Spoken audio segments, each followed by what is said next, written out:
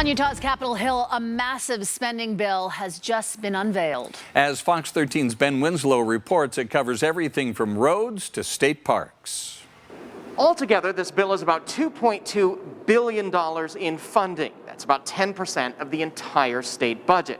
But lawmakers anticipate paying for it with bonding and cash. It'd be a record amount of infrastructure spending in the state. House Majority Whip Mike Schultz has proposed spending over $2 billion in taxpayer dollars on infrastructure across Utah. Roadways can't handle the additional capacity. UDOT will tell you we can't make I-15 wide enough. The bill calls for double tracking Front Runner from Provo to Ogden, with trains running every 15 minutes. It would shave off 15 to 20 minutes from a commute from Provo to Salt Lake or from Ogden to Salt Lake. It will also fund expanded bus service in the middle of the Salt Lake Valley, planning for Point of the Mountain when the state prison moves, and consolidating a rail line in Utah County and a rail bridge in Brigham City.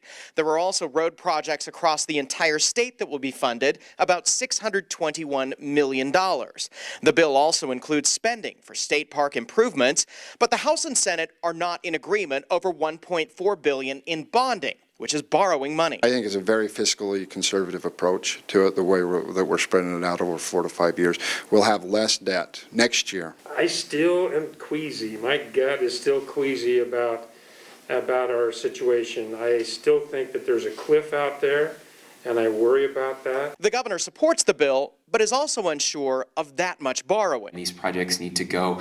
I don't know that $1.4 billion is the right number on that. Another big infrastructure bill is going nowhere, a resolution that would have pushed for federal money to expand passenger rail service statewide was rejected by a Senate committee. I am going to bring it back. I think it's important. I mean, I live in the Wasatch Front, where I think we get the best part of, public transportation.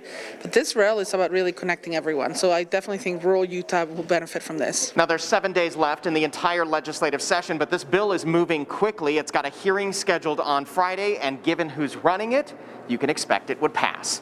On the Hill, Ben Winslow, Fox 13 News, Utah.